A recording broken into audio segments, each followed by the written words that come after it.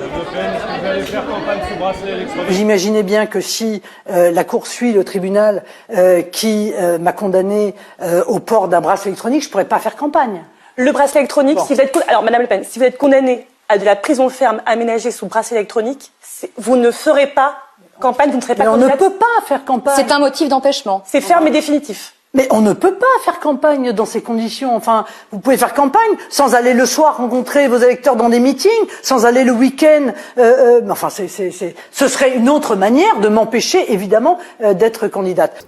S'agissant de Madame Le Pen, la Cour a retenu sa culpabilité au titre des détournements de fonds publics et de complicité de détournement de fonds publics et l'a condamnée à une peine de 3 ans d'emprisonnement, dont 2 ans assortis du sursis, à une amende de 100 000 € et à une peine d'inéligibilité de 45 mois, dont 30 mois assortis du sursis. Tout d'abord, pour les détournements de fonds publics en tant que député européen. Elle a retenu que Madame Le Pen avait conclu des contrats avec des assistants parlementaires rémunérés sur fonds européens entre 2009 et 2016, alors que ces assistants parlementaires travaillaient en réalité pour le parti et qu'ils n'avaient pas de lien avec son activité de députée européenne.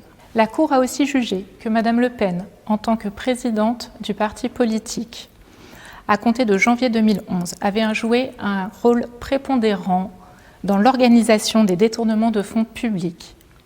Elle avait contribué à donner des ordres concernant le recrutement et l'affectation des assistants parlementaires au bénéfice du parti, alors que ces assistants étaient rémunérés sur fonds européens et n'avaient pas d'activité en lien avec l'assistance parlementaire.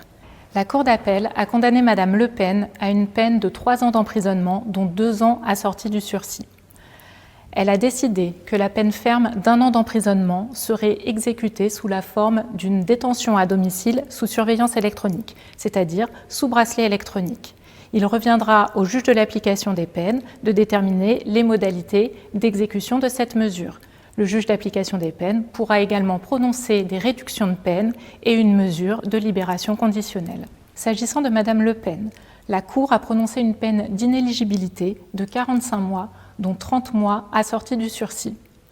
Elle a tenu compte du fait que Madame Le Pen avait déjà exécuté 15 mois d'inéligibilité depuis le jugement de première instance et que cette exécution avait d'ores et déjà réparé l'atteinte à la probité en respectant l'expression démocratique du suffrage universel.